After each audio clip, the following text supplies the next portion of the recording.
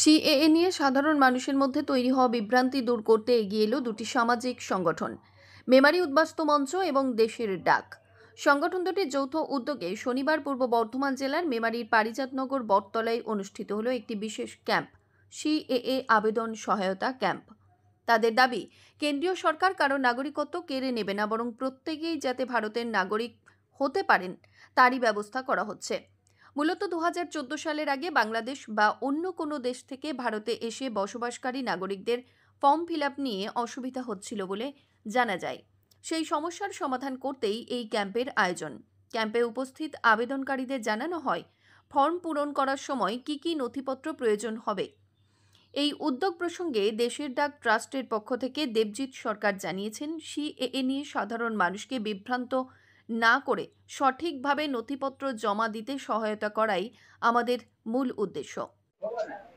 দুটি সামাজিক সংগঠন, একটা হচ্ছে ওই দেখুন মেমারি উদ্বাস্তু মঞ্চ আর দেশের ডাক ফাউন্ডেশন, দুটি সামাজিক সংগঠন সিএ ফর্ম ফিল আপ সহায়তা কেন্দ্র এখানে করেছেন। এখানে বহু বাংলাদেশ থেকে বা পূর্ব পাকিস্তান থেকে যারা উদ্বাস্তুরা এসেছেন 2014 এর আগে অবধি, তারা সব বিভিন্নভাবে নাগরিকত্বের জন্য অ্যাপ্লিকেশন করতে গেছেন, কিন্তু বহু ক্ষেত্রে এই রাজ্যের যে পরিস্থিতি তাতে সেগুলো করতে তাদের অসুবিধা হচ্ছে।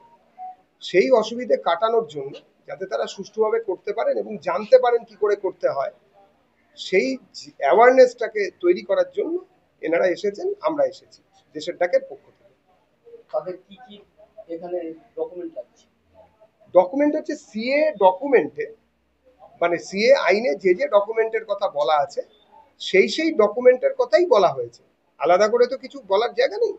ধরুন বাংলাদেশ থেকে যে এসেছেন সেইখানকার কোনো নথি যদি থাকে সেখানে, এখানে কোথায় থাকেন, বাংলাদেশে কোথায়, স্বামী বা স্ত্রী, বাবা বা মা, তাদের যেখানে যেখানে যা যা ডকুমেন্টসের দরকার, আমরা সিএর একটা ফর্ম যেটা সরকার বার করেছেন সেখানে বলা হয়েছে তার সঙ্গে আধার কার্ড যদি থাকে তাহলে 2 কপি জেরক্স কপি, এবং তার সঙ্গে ভারতীয় বর্তমান ঠিকানা, এলাকার একজন ব্যক্তির নাম ও ঠিকানা, তার আধার নাম্বার, আর হচ্ছে বাংলাদেশের ঠিকানা, পরিবারের সদস্যদের জিনিস, নিজের জন্ম তারিখ, সন্তানের জন্ম তারিখ, বাবার নাম, আর হচ্ছে যে ইমেল, যোগাযোগের নম্বর, আর জন্মস্থান হিসেবে বাংলাদেশ বা পূর্ব পাকিস্তানের যেখানে জন্মেছিলেন। মূলত এখানে আশা করি কেউ পাকিস্তান থেকে আসেননি বা আফগানিস্তান থেকে আসেননি।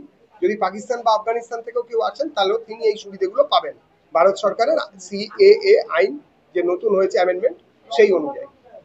এদিনের এই ক্যাম্পে এসে আবেদনকারীরা জানান, নিজের ধর্ম নিজের পরিবার রক্ষা করতে ভারত সরকার যে সুযোগ দিয়েছে তার জন্য আমরা কৃতজ্ঞ।